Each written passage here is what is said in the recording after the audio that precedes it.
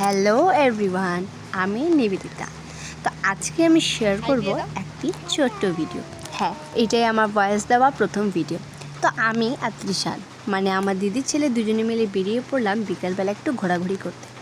তো আমি যখন বাড়িতে থাকি বা আমার যখন সময় হয় আমি এইভাবেই ওকে বিকেলে নিয়ে ঘুরে বেরিয়ে থাকি। তো আমি যখনই বের হই তো ওকে নিয়ে আমি রাস্তাতেই বেশিরভাগ যাই। তো আজকে ভাবলাম একটু আমাদের বাড়ির পেছনে জমি থেকে ওকে ঘুরিয়ে নিয়ে আসি। তো দেখো কথা মতো আমি চলেও এলাম।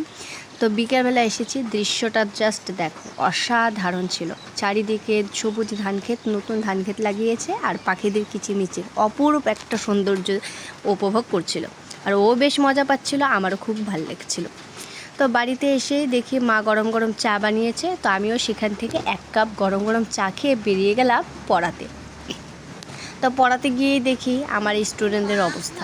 তো যে যেভাবে পারে ওরা সেভাবেই পড়তে বসে। তো আমি ওদেরকে বকাঝকা করি না, কিন্তু যদি আমি ওদেরকে বকাঝকা মারধর করতে যাই বাড়ি একদম মাথায় করে রাখবে, পড়াশোনা তো করবেই না, বরং আমার সময়টা নষ্ট হবে। তাই আমি এইভাবেই ওদেরকে পড়িয়ে থাকি। তো যেভাবেই পড়ুক ওরা আমার পড়াটা কমপ্লিট করেই দেয়। তো এইভাবেই আমার মাথাটাও খারাপ হয়ে যায়। তো এইভাবে আমি পড়ানোর পর আমি চলে এলাম বাড়িতে। তো বাড়িতে এসেও আমার একটা পড়ানো ছিল। তো ওকে পড়াতে পড়াতে আমার অনেক কফি খাওয়ার ইচ্ছা করছিল, কিন্তু মাকে বললাম কফি বানিয়ে দিতে। মা বললো যে চা বানানো হয়ে গেছে, তুই এক কাজ কর, চায়ের মধ্যে কফি মিশিয়ে খা।